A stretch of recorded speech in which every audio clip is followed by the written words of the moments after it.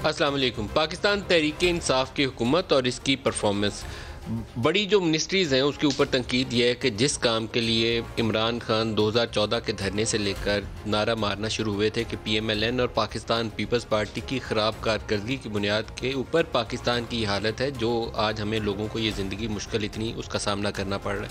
पाकिस्तान से बरामदात नहीं बढ़ी, कर्ज़ों का बोझ बढ़ गया और इतनी दफ़ा वो रिपीट करते थे कि शायद पूरी पाकिस्तानी कौम को पता चल गया होगा कि पाकिस्तान के कुल कर्ज़े कितने हैं या पाकिस्तान से बरामदात क्यों नहीं हो रही।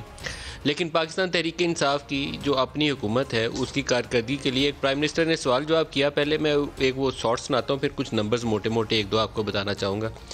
खातून ने प्राइम मिनिस्टर से जो इंटरेक्शन था उनका, उसमें उनसे एक बड़ा उनका एक फेमस सेंटेंस है कि मेरे पाकिस्तानियों घबराना नहीं है। इसके ऊपर मीम भी बहुत सी बनती हैं।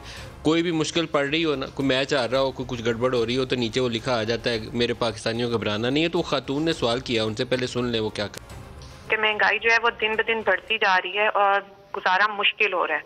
हम बच्चों के स्कूल की फीस दें या घर का खर्चा चलाएं। खुदारा आप अपना वादा पूरा करें और महंगाई को कंट्रोल करें। अगर आप ये नहीं हो सकता तो फिर आप जो डे फर्स्ट से कह रहे हैं कि आपको घबराना नहीं है, तो फिर आप हमें घबराने की इजाजत दे दें। घबराने की आपको जरूरत इसलिए नहीं है कि सारा वक्त हम इसके ऊपर काम कर रहे हैं और इंशाअल्लाह आपको हम इसके ऊपर काबू पा के दिखाएंगे। ये प्राइम मिनिस्टर की कमिटमेंट यकीनन पक्की होगी और वो अनवेवरिंग भी होगी, लेकिन उनकी टीम डिलीवर नहीं कर पाई। 2 वज़ीर ख़जाना चेंज होकर तीसरा लग चुके हैं और चौथे वज़ीर ख़जाना की तैयारी है, क्योंकि ये टास्क इतना मुश्किल है कि एक कमज़ोर आदमी ये निभा नहीं सकता। उसका विजन भी ठीक होना चाहिए और पावरफुल इम्प्लीमेंटेशन स्ट्रेटजी भी होनी चाहिए। दोनों में से कोई एक चीज़ कमज़ोर हो तो आप आगे नहीं बढ़ सकते।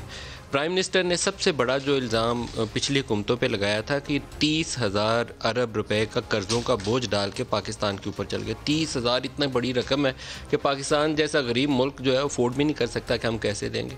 उस वक्त मजमूई कर्ज़े पाकिस्तान के थे कोई तकरीबन 25,000 अरब के करीब, और अगर कर्ज़े और लाइबिलिटीज़ जो दोनों मिला लें तो फिर 30,000 अरब की रकम बन जाती थी, जिसको प्राइम मिनिस्टर इमरान खान बार बार जलसों में जिसका तज़किरा करते थे। स्टेट बैंक ऑफ पाकिस्तान के मुताबिक जो आज के अदाद-ओ-शुमार उसकी वेबसाइट के ऊपर दस्तयाब हैं आज की तारीख़ में, वो अगर मैं नंबर रिपोर्ट करूँ तो वो नंबर है 44,978.9 अरब। इसका मतलब है कि पाकिस्तान तहरीक इंसाफ की हुकूमत ने 2.5 सालों में जो कर्ज़े इसको और लाइबिलिटीज़ विरसे में मिली थी 30,000 अरब की, उसमें से 50% इजाफा करते हुए उसको 45,000 अरब पे पहुंचा दिया। ये इतना बड़ा नंबर है कि पिछले इनके दो फाइनेंस मिनिस्टर पिछले वाले और एक मौजूदा, अगर वो भी ऐसे ही काम चलता रहे तो तीनों को सज़ा देने के लिए ये नंबर ही काफ़ी है भाई कि 45,000 अरब ये जो अरब रुपये है ये पाकिस्तान के ऊपर कर्ज़ों का बोझ, इसमें आपने 15,000 अरब पिछले 2.5 सालों में चढ़ाया है। ये वजह क्या हुई, कहाँ से आया इतना बड़ा कर्जा? तो उसकी शायद वो वजाहत वो फाइनेंस मिनिस्टर्स पेश ना कर सकें, क्योंकि इसमें प्राइमरीली जो एक बड़ा इशू बना वो बड़ा बजट डेफिसिट था। टैक्स रेवेन्यू इकट्ठा नहीं हुआ तो डेफिसिट फाइनेंसिंग के लिए हम कर्जे लेते गए और वो 45,000 अरब पे चला गया। पाकिस्तान मुस्लिम लीग नवाज़ हुकूमत के 5 साल दौर की सबसे बड़ी अगर एक नाकामी बतानी हो ना कि सबसे सिंगल लार्जेस्ट फेलियर, वो उनकी बरामदात की नाकामी थी। वो पाकिस्तान से बरामदात नहीं बढ़ा पाए बल्कि जो उनको मिली थी उससे भी नीचे ले आए। बहुत बड़ी नाकामी थी उसका। अगर हम बांग्लादेश से मुवाजना करें तो बांग्लादेश उसी अरसे में कोई 25 से 40 अरब डॉलर पे 45 अरब डॉलर पे पहुंच गया था, और हम 25 से शुरू करके 22-23 अरब डॉलर या 24 अरब डॉलर पे PMLN की हुकूमत ख़त्म हुई थी। ऊपर जाने की बजाय नीचे आ गई थी। पाकिस्तान तहरीक इंसाफ की हुकूमत को 2.5 साल इक़्तिदार में गुजरने के बावजूद अगर इस साल 30 जून में ये 24 अरब डॉलर दोबारा कर गए तो बहुत बड़ा कारनामा होगा। अभी के जो लेटेस्ट फिगर हैं मार्च के, जो इब्तदाई तौर पर समरी रिलीज़ की है वजारत तिजारत ने या पाकिस्तान ब्यूरो ऑफ स्टैटिस्टिक्स ने, उसके मुताबिक 17.4 अरब डॉलर की पाकिस्तान से बरामदात है। 34.79 बिलियन डॉलर की हम इंपोर्ट कर चुके हैं। 5 अरब डॉलर से ज़्यादा की import during the month of March हुई हैं, और अगर ये ट्रेंड कंटिन्यू करे कि 3-3.25 अरब डॉलर सिर्फ मार्च के महीने में तजारती खसारा है, तो एक वही वाला ट्रेंड आ जाता है जिसके ऊपर नून लीग के ऊपर ये बदनाम ज़माना मोर है कि ये इतना बड़ा करंट अकाउंट खसारा छोड़ गए थे, कैसे फाइनेंस करें। तो इस वक्त 17.34 अरब डॉलर का ट्रेड डेफिसिट ऑलरेडी हो चुका है। रिमिटेंसेस पाकिस्तानी जो पाकिस्तान से बाहर आबाद हैं, ओवरसीज़ वर्कर्स हैं, जो पाकिस्तानी वापस पैसा घरों को भेजते हैं, वो अल्लाह पाक ने एक ऐसी रहम किया हुआ है इस कौम के ऊपर कि कोरोना की वबा के ज़माने में भी उसमें इतनी तेज़ रफ्तारी से इजाफा हुआ कि हमें बहुत सारी मुश्किलों से उसने बचाया हुआ है। और अभी भी अल्लाह पाक का करम है कि उसमें इजाफा चलता जा रहा है, और दुआ यह है कि वो चलता रहे, क्योंकि वो डॉलर जो आ रहे हैं वो हमें बहुत सारे दुनिया के ममालिक के आगे, जो हम माजी में हाथ बांध के खड़े होते थे कि हमें 2 अरब डॉलर दे दो, ऑयल फैसिलिटी दे दो, हमारे पास पैसे नहीं है, उससे बचाए हुए हैं। तो ओवरऑल परफॉर्मेंस अगर देखें इकनॉमिक फ्रंट के ऊपर, तो पाकिस्तान तहरीक इंसाफ की हुकूमत उन स्लोगन्स के ऊपर डिलीवर नहीं कर पाई जो प्राइम मिनिस्टर का स्लोगन थे। प्राइम मिनिस्टर ने इसकी कई वजूहात गिनवाई हैं अपने इंटरेक्शन के दौरान। एक, उन्होंने कहा कि ये करप्शन के ख़िलाफ़ मैं अकेले तो लड़ नहीं सकता, अदलिया में इनके केसेस आते हैं और उनको बाहर जाने की इजाज़त मिल जाती है। तो वो जुमला भी सुन लें, फिर आगे बात करते हैं। अब मैं इमरान खान हर रोज़ करप्शन की बात करे, लोग तो तंग आ जाए सुन के, जी कोई पकड़ा ही नहीं जा रहा। लेकिन इमरान खान अकेला नहीं लड़ सकता, अदलिया ने पूरा लड़ना होता है इस करप्शन से। एक कन्विक्टेड आदमी को हम कम से कम कह रहे थे कि नवाज शरीफ कम से कम 7 अरब रुपए का इसकी श्योरिटी बॉन्ड दो, उन्होंने उसके बावजूद बाहर भेज दिया। तो अदलिया अगर साथ नहीं देगी, हम नहीं लड़ सकते। जब माशरे में वो देख रहे हैं कि ऊपर बड़े बड़े करप्ट लोगों को वो जेल से नैब से निकल रहे हैं, उनके ऊपर फूल फेंक रहे हैं, जो उन्होंने कोई बहुत बड़ा मार्का मारा है। अब प्राइम मिनिस्टर की बात सही है, जब तक चोरों को सज़ा ना मिले तो माशरे में इंसाफ नहीं होता। लेकिन इंसाफ के तकाजे ही होते हैं कि ट्रांसपेरेंटली सारा काम आगे बढ़े। इंसाफ के तकाज़ों को मलहूज़ खातर रखकर, पसंद ना हो, ये ना हो कि नैब को रातों रात ख्वाब आए और सुबह एक केस बना दे और किसी को पकड़ के अंदर बंद कर दे और 6 माह बाद कोई सबूत ना हो और अदालत उसे बरी कर दे। तो इसके ऊपर भी प्रोग्राम में बात करेंगे। और दूसरा, जो प्राइम मिनिस्टर ने एक इनकलाब वाला तज़किरा किया, और बड़े ही उसके लिए उन्होंने चॉइस ऑफ वर्ड्स उनकी बड़ी इंटरेस्टिंग थी, कहीं खमीनी का तज़किरा या कहीं और तज़किरा, तो सुन लें पहले वो कह रहे हैं। उनकी उम्मीदें बहुत थी ना, एक उन लोगों ने कहा जी इमरान खान आएगा, वो एकदम ऐसे कुछ करेगा और सारा मुल्क ठीक हो जाएगा। फेरी टेल्स में तो शायद ऐसे होता है, असल जिंदगी में तब्दीली एक जद्दोजहद से आती है। फ्रेंच रेवोल्यूशन हुई, उन्होंने जो भी पुराने थे उनकी गर्दनें उतार दी, एकदम सारा चेंज आ गया। खोमीनी की रेवोल्यूशन हुई, सारे पुराने थे वो या जहाज में बैठ के उन्होंने बाहर भेज दिया और या उनकी गर्दनें उठ गई। देखिए, ये है डेमोक्रेटिक चेंज। तो मैं आज मेरी से आज का दिन नोट करके राइटिंग में मेरे से ले लें कि इसको कोई ताकत आप नहीं रोक सकती। चेंज तो आ रहा है, आपके सामने चेंज है। आपके सामने सबसे बड़ा चेंज क्या है कि 35 साल जो लोग एक दूसरे को बुरा भला कह रहे थे, जो करप्ट कह रहे थे, जो पेट फाड़ के पैसे निकालने थे, जिसको एक सरबराह को दूसरे ने जेल में डाला, जिन्होंने एक के ऊपर केसेस बनाए, सारे एक प्लेटफॉर्म पे खड़े होकर एक ही बात कर रहे हैं कि जनाब किसी ना किसी तरह इमरान खान को फारिग करो। हमें और सब मंजूर है लेकिन इमरान खान को फारिग करो। ये ही है चेंज। प्राइम मिनिस्टर का ये जुमला कि लोगों को तवक्को ये थी कि इमरान खान आएंगे और 1 महीने में काया पलट हो जाएगी, बिल्कुल सही जुमला है। लोगों की तवक्को यही थी और ये उम्मीद इन्होंने खुद ही बढ़ाई थी। इन्होंने कहा कि मेरे पास ऐसे लोगों की टीम है, वो आएंगे तो 100 दिन के अंदर हम तब्दीली करके दिखाएंगे। वो डॉलर्स भी आएंगे, करप्शन भी ख़त्म होगी और पाकिस्तान का निज़ाम बदल जाएगा। लेकिन वो 2.5 साल में क्यों नहीं बदला। शहबाज गिल साहब वज़ीर-ए-आज़म के मुआविन ख़ुसूसी हमारे साथ हैं। गिल साहब, आपको खुशामदीद भी कहूँगा। हमने प्राइम मिनिस्टर के इंटरेक्शन से कुछ जुमले भी निकाले और कुछ नंबर्स जो अभी लेटेस्ट ऑफिशियल अवेलेबल थे वो सामने रखे। क्या वजह है कि ख़ास तौर पर इकोनॉमिक मिनिस्ट्रीज़ के अंदर जो प्राइम मिनिस्टर का एक स्लोगन था, इंटेंट थी, वो चीज़ें डिलीवर नहीं हुई? बिस्मिल्लाहिर्रहमानिर्रहीम। नदीम भाई, बहुत शुक्रिया आपका।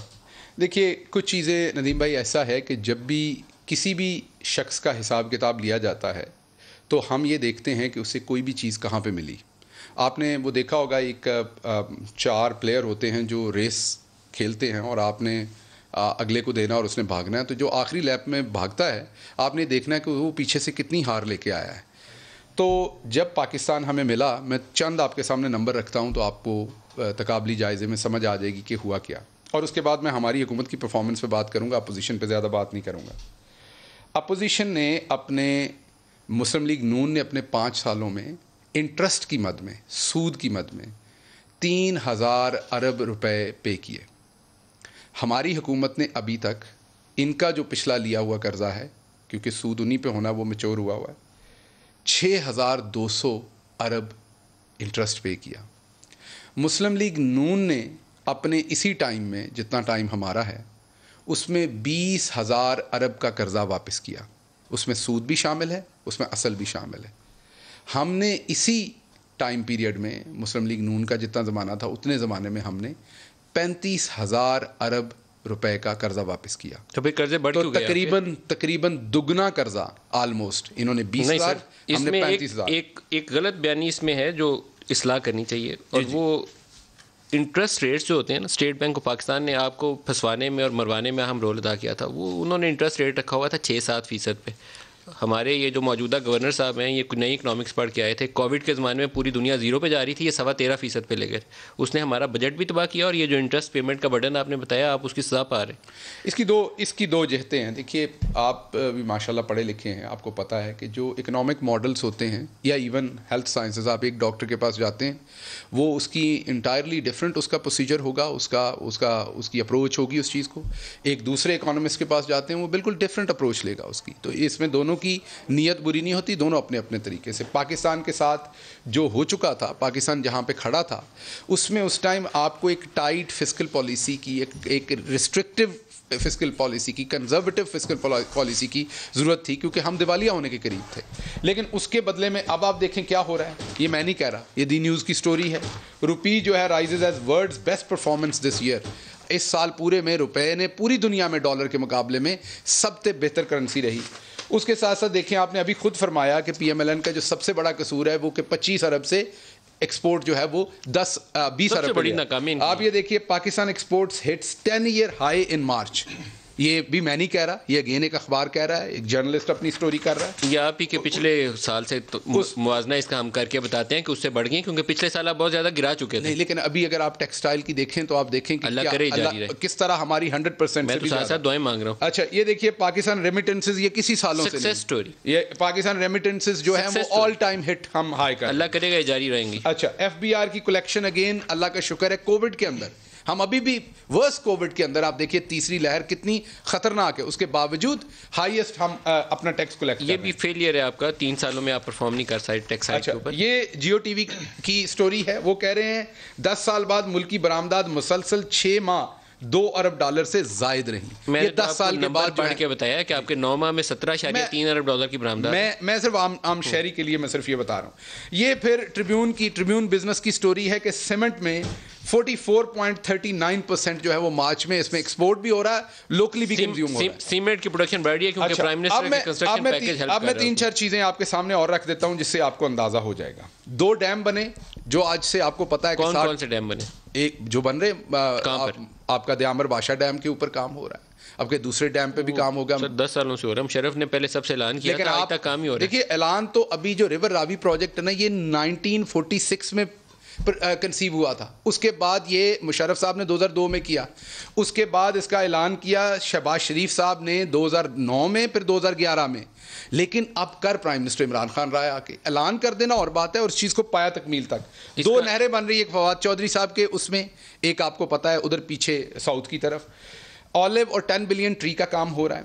करंट अकाउंट के खसारे की मैं बात आपको कर चुका, एक्सपोर्ट्स की बात कर चुका। तारिक साहब से भी सिर्फ एक मैं 10 सेकंड कार मैन्युफैक्चरर्स ने खुद इश्तिहार दिया है कि 30 साल की हाईएस्ट प्रोडक्शन हमने की है। मोटरसाइकिल्स ने 3-4 महीने पहले बताया था कि पिछले 15 साल की हाईएस्ट प्रोडक्शन हमने दी है। लार्ज मैन्युफैक्चरर हाईएस्ट प्रोडक्शन हो रही है। टेक्सटाइल वाले आज बैठे हुए, तो उनका वो इशू है यान का, आज आए हुए थे मेरे पास फैसलाबाद से सैयद अलमदार साहब, और कॉटन का मसला हल करेंगे तो आगे चलेंगे। वो आपको पता है वो हमारा मसला है। कोविड एहसास प्रोग्राम में 1,70,00,000 लोगों को पैसे देने की बात हो, 12 यूनिवर्सिटीज कहते हैं आपने बेनजीर इनकम सपोर्ट कहते हैं, ये क्या करना, ये भी आपकी खिदमत आपने डेटा उसका रिफाइन किया। ये सर 12 यूनिवर्सिटीज हैं जो 2-2.5 साल में हमारी हुकूमत ने पंजाब के अंदर अप्रूव करके, इनमें 5-6 पे काम हो रहा है। ये हॉस्पिटल हैं 12, ठीक है, जो हमारी गवर्नमेंट ने 5 पे काम शुरू है, जो इंशाल्लाह इसी साल या अगले साल के शुरू में कंप्लीट हो जाएंगे। बाकी पे इस साल इस पे अल्लाह करेगा ये पूरे हो जाएगा। हेल्थ कार्ड दुआएं मांगूंगा, लेकिन तारिक फजल साहब से जवाब हमने सर 2.5 साल में काम किया है, पिछले 20 साल में उतना काम नहीं हुआ। प्राइम मिनिस्टर का जो इंटरेक्शन था उसमें वो सवाल था कि क्या हमें घबराने की इजाज़त है क्योंकि महंगाई बढ़ी है। तो 2-3 नंबर हमने मोटे मोटे निकाले कि इनके दौर के अंदर कर्जों का बोझ बहुत बढ़ गया, 30,000 से 45,000 अरब पे चला गया, बरामदात बढ़ नहीं सकी, आपके दौर में भी नहीं थी बढ़ी, अभी भी मुश्किलात का सामना। ये वो एरियाज हैं जहाँ प्राइम मिनिस्टर के लिए चैलेंज है। बजट साइड प्रॉब्लमेटिक है, इकोनॉमिक मिनिस्ट्रीज डिलीवर नहीं कर पाई। तो आप इसकी क्या वजूहात समझते हैं? अदालत से इन्हें ताउन नहीं मिला, दूसरे इदारों से ताउन नहीं मिला, या वो जो इंकलाब आना था, आप लोगों की गर्दनें उतारनी थी, वो उतार नहीं सके, क्या हुआ? बिस्मिल्लाहिर्रहमानिर्रहीम।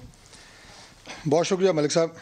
मेरी ख्वाहिश थी कि डॉक्टर साहब के पास अगर और भी कोई मटीरियल है आज ये खासी ब्रीफिंग लेके आए हैं, वेल प्रिपेयर्ड है, डॉक्यूमेंट्स लेकर मीडिया साल ने खासी इनकी हेल्प की है।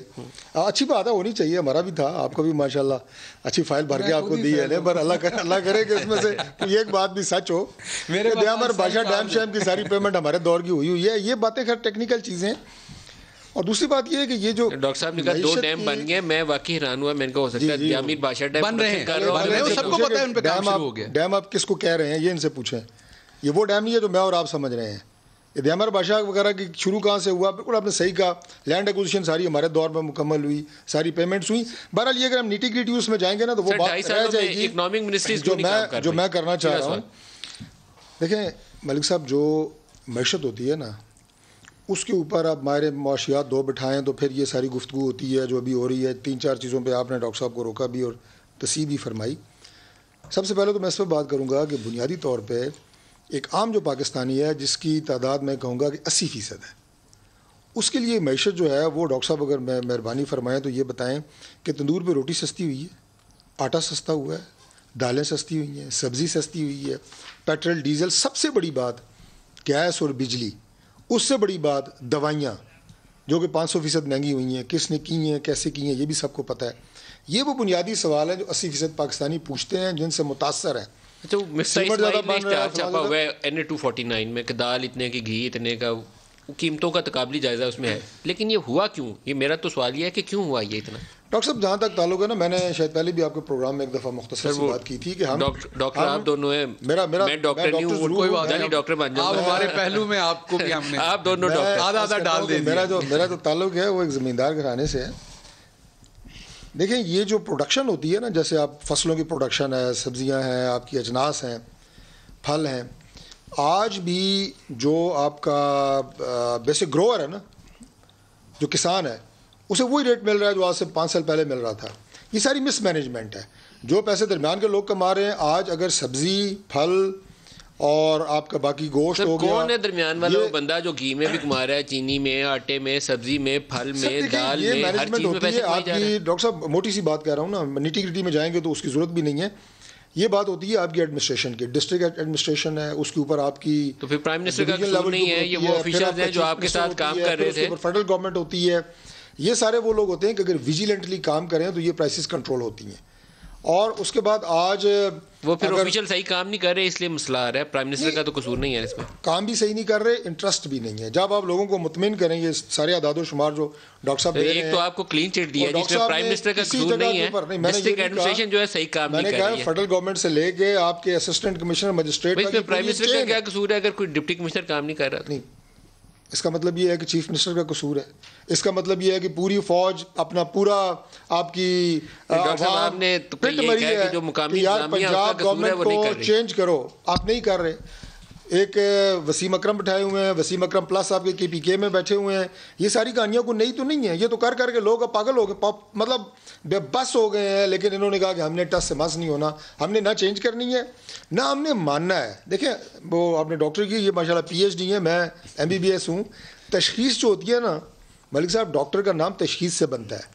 कौन कितना अच्छा डॉक्टर है वो डायग्नोसिस। आपने क्या किया? आपसे डायग्नोसिस ही नहीं हो रहा, आपने क्या तशखीस की, आप बता दें। खराबी डॉक्टर साहब, ज़िंदगी में मलिक साहब पहली दफ़ा आपको खाने के लिए गंदम इंडिया से लेने की ज़रूरत पड़ी है, तो तशखीस की ज़रूरत है। इंडिया से नहीं मंगवाई हमने अभी, क्या हो गया? क्यों नहीं मंगवाई? इसलिए नहीं मंगवाई कि चीखो पुकार हुई है। ब्रेक ले लें, ये इसको बाद में डिस्कस करते हैं, इंडिया वाला इशू बाद में डिस्कस करते हैं। ब्रेक ले लें, आपकी इजाज़त से ब्रेक ले लें जी, हमारे साथ रहिएगा।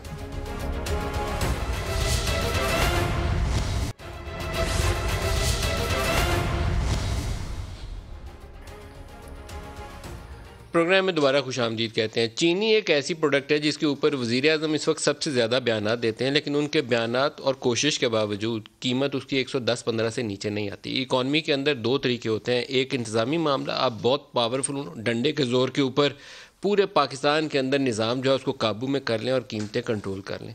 दूसरा सिंपल इकनॉमिक्स है, सप्लाई डिमांड मैनेज करें, सप्लाईज़ बीफ अप करें ताकि जो लोग ब्लैक मार्केटिंग के ज़रिए, होर्डिंग के ज़रिए, ज़ख़ीरा अंदोज़ी से कीमतों को मैनिपुलेट कर रहे हैं, वो नीचे आ जाएं।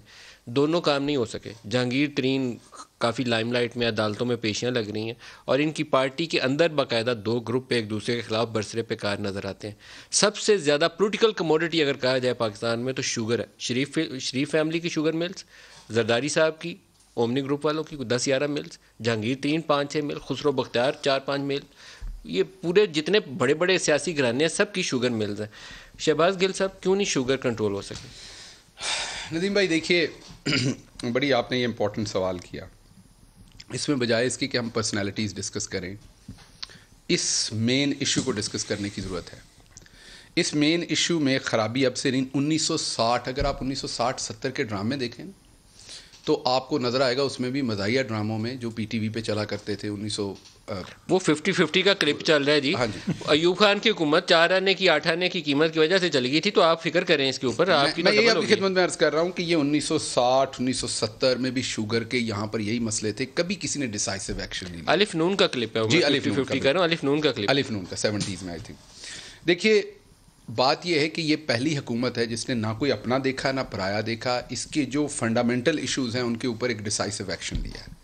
अभी हमने 1 हफ्ते की उनको मोहलत दी है, ये वाला जो हफ्ता है। सर पिछले साल से आप लगे हुए हैं, नहीं, अब ज़रा उनको वक्त दिया था, कुछ FIA अपना काम कर रहा था, अब डिसाइसिव एक्शन हुआ, आपके सामने FIRs हुई हैं, सट्टेबाजों पे भी हुई हैं। 1 हफ्ते का टाइम दिया और इसमें किसी हम ना नून को ना किसी अपने को किसी को टारगेट नहीं कर रहे। हम ये कह रहे हैं कि चीनी बन गई 4 महीने में, 5 महीने में। इन्होंने अभी कहा किसान को पैसा पूरा नहीं मिला। ये मेरे साथ जिस दिन इनका दिल करे, किसान वाली बात बाद में, शुगर प्राइस क्यों नहीं शुगर के किसी भी फार्मर के पास चले जाएं, अगर जिंदगी में उसको इतने पैसे मिले हों, ये पहला मौका होगा कि प्राइम मिनिस्टर लाइव स्पीचेस कर रहे हो कि मैंने शुगर की कीमत, दूसरा साल है ये इस इशू को, क्राइसिस को, और आप दूसरे सीजन आ गया एंड पे और नहीं हो सकी। एक मैं आपको तारिक फजल साहब से आपसे पूछता हूँ, मुशर्रफ दौर मैं सिर्फ ये बता दूं, 27 रुपए चीनी थी मुशर्रफ के पास, इनकी हुकूमत पीपल्स पार्टी के पास 64 तक गई, इनके ज़माने में एक दफ़ा 140 तक भी चीनी गई। तो चीनी के ऊपर ये जो माफिया है बहुत देर से काम कर रहा है, इनकी हुकूमतों में भी होता रहा, माजी भी। लेकिन फर्क सिर्फ यह है कि किसी ने डिसाइसिव एक्शन नहीं लिया। हमारी हुकूमत ने लिया है, हम नकेल डाल के दिखाएंगे। आपको 85 रुपए में इंशाल्लाह चीनी बकवा के दिखाएंगे। मुझे पूरी अल्लाह के घर से उम्मीद है हम इस पर डिसाइसिव एक्शन लेंगे। बिल्कुल है, मैं आपसे डिसएग्री नहीं कर रहा। और क्यों है, आपको बताया कि सट्टा चलता है, पड़ी हुई चीनी 92 में बिक रही है और उसको हवा में व्हाट्सएप के ग्रुप में आगे 98 में, फिर 106 में, फिर 110 में, उसको इस तरीके से बढ़ा दिया जाता है। आखिरी बात सिर्फ इसमें कर दूं, पंजाबी च गल करांगा माजरत नाल। इस वेले पंजाब च सरों दी फसल किसान चुक रहा है। सरों दी फसल जिहड़ी ओह कमाद दे खेत दे विच इकट्ठी लाई दी है शुगर केन दे नाल, और शुगर केन तो पहले वड्डी हो जाती है तो उन्होंने उत्तों वड्ड लईदी है। सप्लीमेंटरी फसल है, कमाद और सरों इकट्ठे होंदे ने। 4700 रुपए मानो दा रेट है। 2500 तो 25 मन तो ਜਿਹੜਾ ਉਹ 25 ਤੋਂ 30 ਮਣ 1 ਏਕੜ ਦੇ ਵਿੱਚੋਂ ਆ ਰਹੀ ਹੈ। ਕਿਸਾਨ ਦਾ ਖਰਚਾ ਉਹਦੇ 'ਚ 3500 ਰੁਪਏ ਦੀ DAP ਦੀ ਇੱਕ ਬੋਰੀ ਤੇ ਯੂਰੀਆ ਦੀ 2000 ਦੀ ਇੱਕ ਬੋਰੀ ਉਹ ਆਇਆ ਤੇ 2 ਪਾਣੀ ਲਾਏ ਹੋਏ ਨੇ ਕਿਸਾਨ ਨੇ। ਹੁਣ ਉਹਦੀ ਹਾਰਵੈਸਟਿੰਗ ਜਿਹੜੇ ਕਰਦੇ ਨੇ ਉਹ ਸਾਰੇ ਪੈਸੇ ਉਹ ਸਿਰਫ ਉਹ ਜਿਹੜੀ ਨਾਲੀ ਉਹਦੀ ਲੈ ਜਾਂਦੇ ਨੇ, ਤੁਹਾਨੂੰ ਬੀ ਦੇ ਦਿੰਦੇ ਨੇ, ਉਹ ਜ਼ਿੰਮੇਦਾਰ ਨੇ ਉਹਦੇ। ਕਿਸਾਨ ਨੂੰ 1.5 ਲੱਖ ਰੁਪਇਆ ਉਹਦੇ ਤੋਂ ਬਚੇਗਾ, ਠੀਕ ਹੈ, ਕਮ ਸੇ ਕਮ ਏਕੜ ਤੋਂ, ਔਰ ਥੱਲੇ ਉਹਦਾ 3-4 ਲੱਖ ਦਾ ਇਨਸ਼ਾਅੱਲਾ ਕਮਾਦ ਹੋਏਗਾ।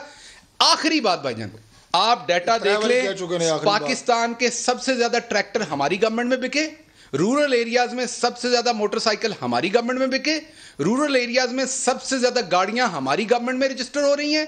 तो किसान खुशहाल है, अल्लाह का शुक्र है। पहली दफा शुगर आपने सरसों के साग की कहानी बतानी, शुगर प्राइस क्यों नहीं चाहिए? मैं असल गल वही मैं कर रहा था कि डायग्नोसिस अगर आ जाए ना, मामला हल हो जाए। मानने के लिए तैयार नहीं है। डॉक्टर साहब ने इतना खूबसूरत नक्शा पेश किया है, उन्होंने कहा कि जो गन्ना लगा रहा है वो सरसों से इतना कमा रहा है कि गन्ना तो उसे फ्री में पड़ रहा है। शुगर केन की शुगर की प्राइस पाकिस्तान में नीचे क्यों नहीं, चीनी क्यों नहीं सस्ती? मेरा ख्याल है जितना सिंपल और कंप्लीट एनालिसिस आपने दिया है, मैनेजमेंट आपकी, और उसके साथ साथ कैसे आप उसको प्राइस को कंट्रोल करते हैं और सप्लाई को आप यकीनी बनाते हैं।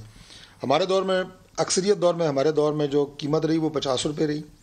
जब ज़ख़ीरा अंदोज़ी हुई, गोदामों पे छापे लगे, लोगों को गिरफ्तार किया गया, सख्त एक्शन लिया गया, लेना पड़ता है। मैंने आपको इसीलिए कहा था कि आपके मजिस्ट्रेट से लेकर चीफ मिनिस्टर तक का काम है, और चीफ मिनिस्टर काम नहीं कर रहा तो प्राइम मिनिस्टर इन्वॉल्व होता है। ये सारी मैनेजमेंट पाकिस्तान में ना, नहीं मैं नाम तो हमजा की मिलें थी, मुझे नाम तो याद नहीं है। अब मैं बताता हूँ हमने क्या किया। मुझे नाम तो याद नहीं है कि किस किस को पकड़ा गया, लेकिन ये जो आपने कहा ना, मैं समझता हूँ कि मिलों से ज़्यादा मलिक साहब सबसे ज़्यादा प्रॉब्लम जो है वो आपके सर सारे पॉलिटिशियन को शुगर मिल लगाने की पसंद है, ये तो बता दें मुझे। नहीं, पॉलिटिशियंस की बात नहीं है। अब ये कह सकते हैं कि शुगर मिल वाले ज़्यादा पॉलिटिक्स में आ गए हैं, ये नहीं है कि पहले पॉलिटिक्स में आकर उन्होंने सबसे ज़्यादा जो पाकिस्तान में प्रोडक्शन होती थी किसी ज़माने में शुगर मिल्स की, वो शरीफ फैमिली की थी। फिर ये शरीफ फैमिली की तकसीम हो गई, अब नवाज शरीफ लार्जेस्ट प्रोड्यूसर नहीं है, अब जहांगीर तरीन लार्जेस्ट प्रोड्यूसर है, मिलें सबसे ज़्यादा उनकी हैं, फिर खुसरो बख्तियार की हैं, हुमायूं अख्तर की हैं, जरदारी साहब की कुछ 10-11 हैं, नहीं तो मौजे हैं सर। मुझे कोई डिफेंड करने की जरूरत इसलिए नहीं है कि कम से कम मेरी कोई नहीं है, इसलिए मैं कुछ शुक्र सर आप नवाज शरीफ भी तो नहीं बन सके, आप पीएमएल तारिक फजल चौधरी होती नहीं तो उनकी बजाय, इसलिए मैं उनको डिफेंड नहीं कर रहा कि शुगर मिल के जो मालिकान है उनका इसमें का क्या कसूर है, लेकिन मैं ये कह रहा हूँ कि अगर आप प्राइस क्यों नीचे आई सर, दायमा निकल जाएगा मैनेजमेंट को जो आपने 110 से कीमत नीचे क्यों नहीं आ रही, इससे बेहतर कोई बात नहीं है। क्या दुनिया में शुगर इतनी महंगी हो गई है, हम ज्यादा चीनी खाने लग गए, 110 से कीमत क्यों नहीं नीचे आई? सब गवर्नमेंट नहीं है ना, रेट ऑफ द गवर्नमेंट नहीं है, सबसे बड़ा मसला मैं ये समझता हूं। गवर्नमेंट प्राइम मिनिस्टर रोज कह रहे हैं नीचे लो और रेट क्या ये आपके तकरीरें करने से या प्रेस कॉन्फ्रेंस करने से तो नहीं आती, रोज ये बताएं प्राइम मिनिस्टर क्या करे, डॉक्टर साहब सारा फार्मूला दे रहे हैं, इसको इंप्लीमेंट करें ना, क्या करें? जहां जहां जखीरा अंदोजी और ये चीनी उसको आप काबू करें, देखेंगे मिडलमैन कितना पैसा कमा रहा है, जिसको बार बार ये माफिया कह रहे हैं, आइडेंटिफाई भी कर रहे हैं, उस माफिया को काबू करें। माफिया आप बताएंगे? मैं फिर इनसे पूछता हूँ माफिया कौन है? माफिया हर जिले में, हर तहसील में, हर बाजार में बैठे हुए हैं, जो चीनी की होर्डिंग करते हैं, जो चीनी को महंगा बेचते हैं, जो चीनी की मसनूई किल्लत पैदा करते हैं, ये सारी बात है। बाकी जो बताइए जनाब, मिल मालकान है उनकी अपनी अपना एक इसी प्रोग्राम के दौरान में एक बड़े कारोबारी आदमी है, उन्होंने मैसेज किया, उन्होंने कहा ना इन्हों को कीमत, तुम पंजाबी में जवाब सुनना चाह रहे हैं ना, तो उन्होंने कहा ना इन्हों को कीमत काबू आई है तो ना आनी है, ये इन्होंने बता दें इन्हें। वैसे उन्होंने दस दे वो साढ़े काबू आ गए पता लब लो जो लब सकते होते वो मैं वैसे दस। अच्छा सर, अब सवाल देखें, ये बात तो बड़ा आसान है कि मैं भी क्रिटिसाइज कर दूं, ये भी कर दें, करती हुकूमतें भी करती है, अपोजिशन भी। Let's talk concrete, let's talk what we have achieved so far, let's talk ये जो हम मई 2020 से लगे हुए हैं, शुगर कमीशन, ये रिपोर्ट होगी, FIA हो गया, इसका कोई कौम को फायदा हुआ है? कौम जानना चाहती कि उन्हें इसका क्या फायदा हुआ है?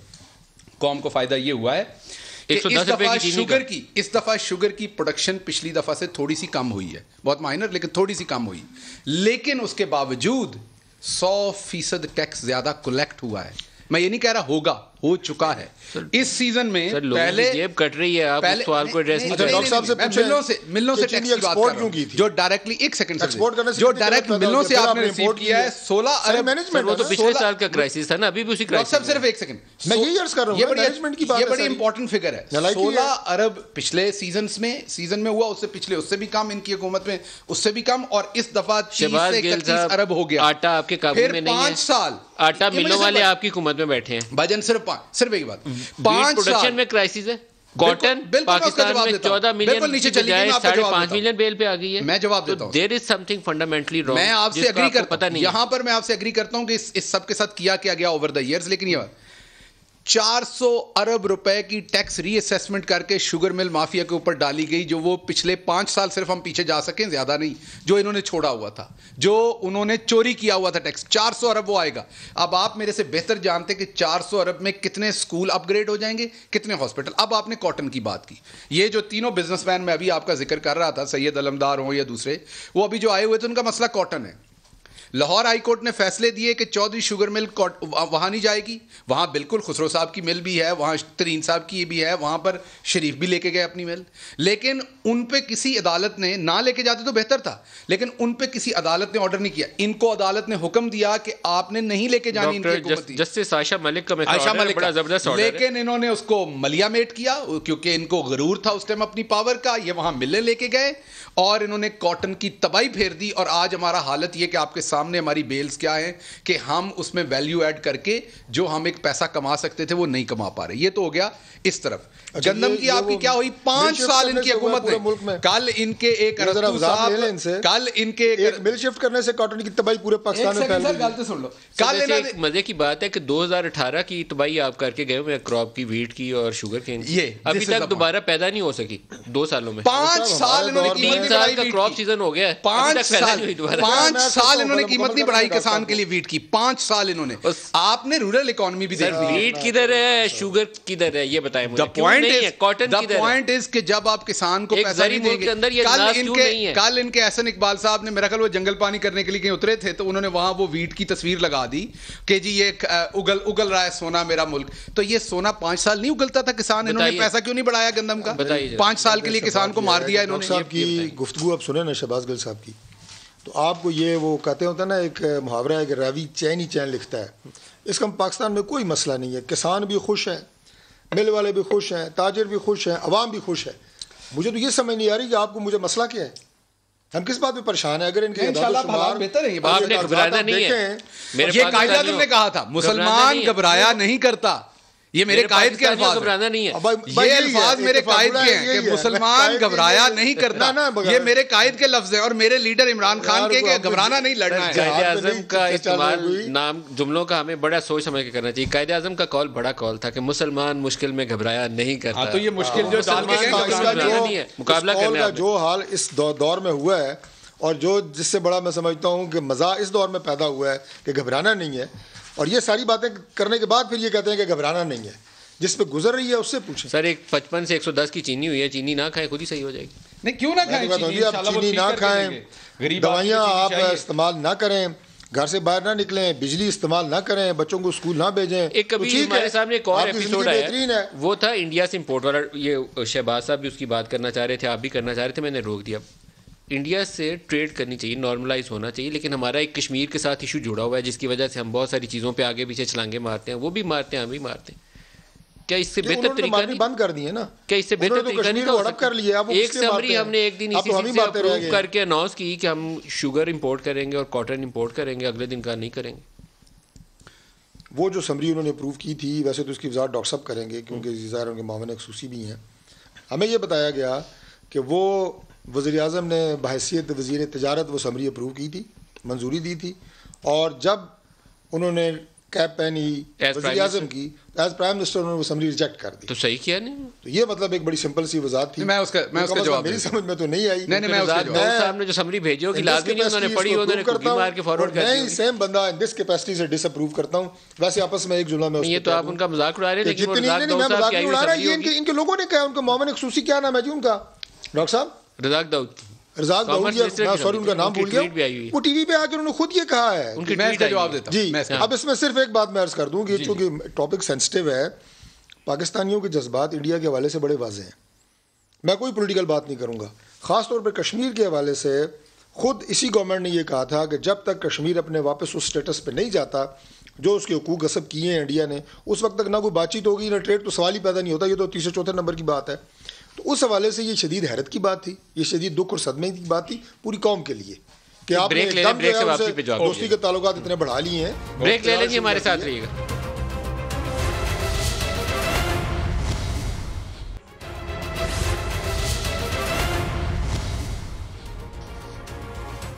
Welcome back. शहबाज साहब, इंडिया वाली ट्रेड, देखिए दो बातें, हर जो भी शख्स होता है, पाकिस्तान के सारे लोग ही मुहब्बे वतन हैं, तारिक फजल साहब भी मुहब्बे वतन हैं, हम सारे लोग अपने अपने पर्सपेक्टिव से चीज़ें देखते हैं। ये तीनों बिजनेसमैन जिनके मैंने आपको कार्ड्स दिखाए, बड़े बड़े ग्रुप हैं फैसलाबाद से, ये तीनों आज भी मेरी इनके साथ सेटिंग थी। मेरे ख्याल में ये मेरे जितने आप जितने ही मुहब्बे वतन है, अपने मुल्क के लिए लड़ने मरने मारने सब के लिए तैयार हैं, लेकिन जब वो अपने बिजनेस के पॉइंट ऑफ व्यू से देखते हैं तो उनकी अप्रोच और है। तो जो ईसीसी थी उसमें जो कॉमर्स मिनिस्ट्री थी, उन्होंने प्राइस सेंसिटिव होकर उन्हें लगा कि यहाँ से चीज़ मंगवाएं तो हमें सस्ती मिल जाएगी, तो उन्होंने एक वो रिकमेंडेशन दे दी। सर प्राइम मिनिस्टर के ऊपर तनकीद ये है कि वज़ारत तिजारत उनके पास है, क्योंकि एडवाइजर है रज़ाक साहब। मैं बता देता हूँ, तो समरियों के दस्तखत उनके, मैं आपको प्रोसेस बता देता हूँ क्या। अब क्योंकि वो फेडरल मिनिस्टर नहीं है, वो एडवाइज़र हैं, तो इसलिए वो उनकी समरी पहले प्राइम मिनिस्टर ऑफिस जानी है। अब क्योंकि ये समरी हतमी अप्रूवल के लिए नहीं जा रही थी, सिर्फ ईसीसी में डिबेट और रिकमेंडेशन के लिए जा रही थी। एक बात बताइए, ये तो प्रोसेस हो गया, क्या प्राइम मिनिस्टर को रज़ाक दाऊद ब्रीफ करते हैं कि समरी क्या है जिसके ऊपर मैं दस्तखत करवाने लगा?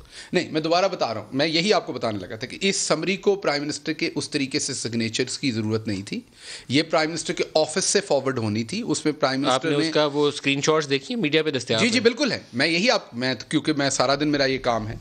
प्राइम मिनिस्टर साहब, प्राइम मिनिस्टर को ब्रीफ किया गया था ईसीसी में समरी? मैं दोबारा ने बताया था जरूरत इसलिए नहीं थी इसकी डिटेल सर, इंडिया की ईसीसी में पहले डिबेट हो जाए। नहीं सर, ईसीसी में पहले डिबेट हो जाए। नहीं सर, और उसके इंडिया बाद वाली ट्रेड आपको कुछ भी करना हो, क्योंकि स्ट्रेटेजिक डिसीजन होता है, डिफेंस और फॉरेन मिनिस्ट्री से इनपुट के बगैर वो समरी मूव नहीं करते। मैं यही आपको कहने लगा, क्योंकि ये बहुत सेंसिटिव मैटर है। लेट मी कंप्लीट पब्लिक के लिए। ईसीसी में ना फॉरेन ऑफिस की नुमाइंदगी है, ना आपकी नेशनल सिक्योरिटी की उस तरह से नुमाइंदगी। कैबिनेट में तमाम लोगों की, आपकी डिफेंस मिनिस्ट्री भी बैठी है, आपकी फॉरेन मिनिस्ट्री भी बैठी। कैबिनेट इज द फोरम जिसने जब अप्रूवल देनी है तो गवर्नमेंट की अप्रूवल होनी है। जब वो कैबिनेट में आया तो उसे उठा के साइड पे कर दिया गया, अप्रूवल नहीं दी गई। ईसीसी में इंडिया के हवाले से मूव नहीं की जाती। अब मैं दूसरी तरफ आ जाऊं, अब इन्होंने एक और बात की कि इंडिया की कि हमें इनको याद करना चाहिए कि जब जिंदाल आता था तो किस तरीके से पर्सनल रिलेशनशिप बता के मरी मिलने जाएगा था। किस तरीके से जब हुर्रियत की लीडरशिप को नाम मिलके और जिंदाल के घर पे चाय पी जाती थी, कलभूषण का नाम नहीं लिया जाता था। अब आखिरी चीज में ये बातें तो आखिरी चीज में दिखाने लगा, आखिरी चीज दिखाने लगा। ये मरियम साहबा ने एक ट्वीट किया जिसमें उन्होंने कहा कि लिखा हुआ है कि नालायकों और नाअहलों की असल कारकर्दगी। अब ये कारकर्दगी क्या है कि मजीद दजका तमाम इक्तसादी इशारिये ज़वाल पजीर आलमी बैंक की तकाबली जायजा रिपोर्ट, जिसमें आलमी बैंक ने यह कहा कि ये झूठे हैं पाकिस्तान वाले, ये उनकी रिपोर्ट है। आलमी बैंक वालों ने कहा कि ये झूठे हैं, 2 नंबर हैं और अपने फिगर्स फज करते हैं, ये मकार लोग हैं जो हमें चक्कर देते हैं, धोखाबाजी करते हैं, धोखाधड़ी का मुर्तकब है। IMF ने कर्जे की किस्त हमारी मंजूर की है, उसमें पढ़ लीजिएगा। अच्छा, पाकिस्तान बजट, वो इन्हीं के मैं यही बताने लगा हूं, Pakistan budget has lost credibility, foreign reserves जो हैं वो 4.9% फॉल। ये मरियम बीबी को पता नहीं लगा कि ये उनके अब्बे की हुकूमत की कारकर्दगी है। फिर फौरन डिलीट किया ये ट्वीट, ये ट्वीट किया उन्होंने, मैं देने लगा हूं, ये ट्वीट किया डॉक्टर साहब मरियम बीबी ने इसको डिलीट किया। जल्दी से मैं हुकूमत अब्बे दी कारकर्दगी दसदा ना, जरा थोड़ा जा पढ़ ले आखिर मैं हुकूमत अब्बे दी कारकर्दगी दसन लगा।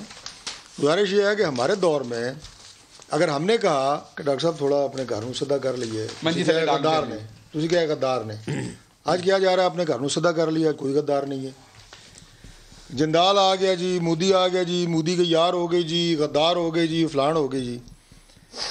हमारे दौर में भी एक दफ़ा बात हुई थी, सिर्फ बात हुई थी, खुर्रम दस्तगीर साहब थे, मैं चूँकि अपनी पार्टी का मोरलेस टीवी पे आते हैं, स्पोक्स पर्सन है, एक जुमले में, लेकिन हमने नहीं की। ट्रेड की बात बहुत दूर की बात है, यानी आप उनसे जफियाँ भी डाल रहे हैं, गद्दार आप दूसरों को डिक्लेयर कर रहे हैं। और ये डॉक्टर साहब ने जो सारी कहानी सुनाई है ना, ये अपनी इन्होंने सिर्फ जोश खिताबत से लोगों को, देखने वालों को गुमराह करने की कोशिश। प्राइम मिनिस्टर इमरान खान कश्मीर के लिए क्लियर है और इंशाल्लाह हमेशा कश्मीर पर खड़े होंगे।